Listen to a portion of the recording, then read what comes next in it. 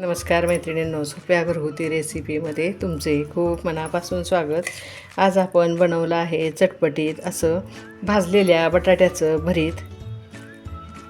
हे तुम्ही चपाती, भाकरी, पराठा, वरण भात कशाबरोबरही खाऊ शकता. अशी ही चटपटीत साईड डिश तयार झाली आहे. बघा हे तुम्हाला कसं वाटलं. अशी ही चटपटीत साईड डिश तुम्ही नक्की ट्राय करा. हे आता कोथिंबीरीनं गार्निश करूया.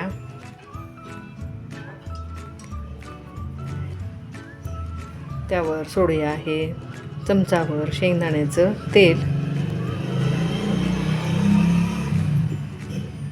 चला तर मग फार वेळ न घालवता हे भरीत आपण कसं केलं ते बघूया. त्यासाठी एक मी कढई घेतलेली आहे आणि त्यामध्ये आता हे 3 बटाटे स्वच्छ धुवून घेतलेत. हा बटाटा फार मोठा आहे म्हणून ह्याचे मी 2 तुकडे करून घेतलेत आणि त्याबरोबरच हा एक टोमॅटो ह्यामध्येच ठेवून घ्यायचा आहे. आणि हे झाकून आता आपण भरताचं वांगं कसं भाजतो त्याप्रमाणे हे बटाटे आणि टोमॅटो आपण उलटून पालटून गॅसच्या लो फ्लेमवर भाजून घेणार आहे. अशा प्रकारे हे बटाटे आणि हे टोमॅटो भाजून झाले आहेत. ह्या बटाट्याचे साल काढून मोठ्या मोठ्या फोडी करून घ्यायच्या आहेत. बघा कसा बटाटा आपला छान भाजलेला आहे.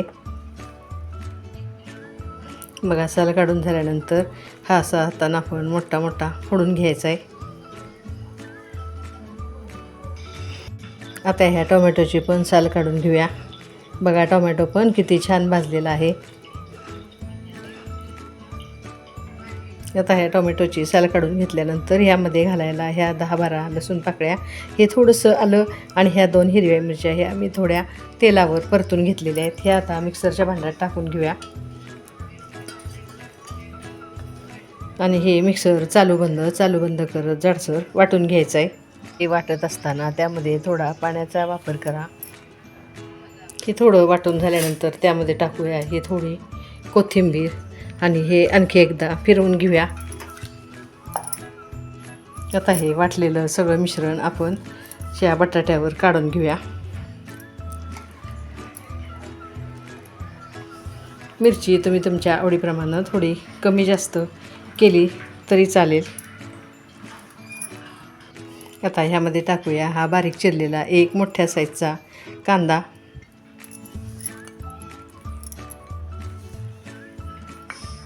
कांदा हा आपण कच्चाच वापरणार आहे. त्यात टाकूया आता चवीपुरतं मीठ, अर्धा चमचा साखर,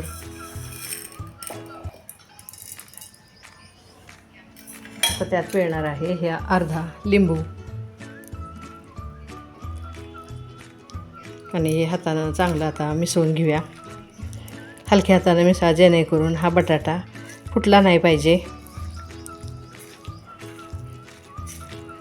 बघा आत्ताच हे भरीत कसं छान दिसायला लागलेलं आहे.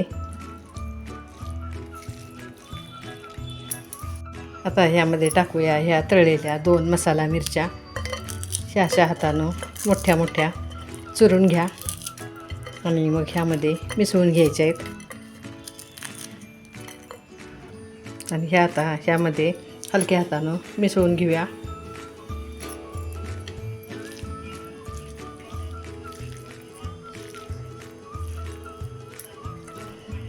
तुमच्याकडं जर मसाला मिरची नसेल तर तुम्ही साध्या लाल मिरच्या जरी तळून वापरल्या तरी चालतात.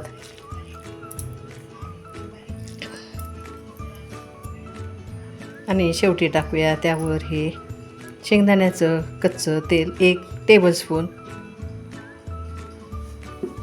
या भरीतला फोडणी द्यायची काही गरज नसते. असंच हे खूप टेस्टी लागतं. अशा प्रकारे हे भरीत आपलं तयार झालेलं आहे.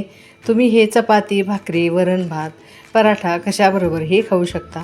चटपटीत अशी ही साईड डिश तुम्हाला कशी वाटली मला नक्की कमेंट्समध्ये कळवा. रेसिपी आवडल्यास मैत्रिणींमध्ये शेअर करा. रेसिपीला लाईक करा, चॅनेलला सबस्क्राईब करा. अशाच घरगुती आणि पौष्टिक रेसिपी घेऊन पुन्हा पुन्हा भेटतच असतो. घरचंच खा, निरोगी राहा. धन्यवाद.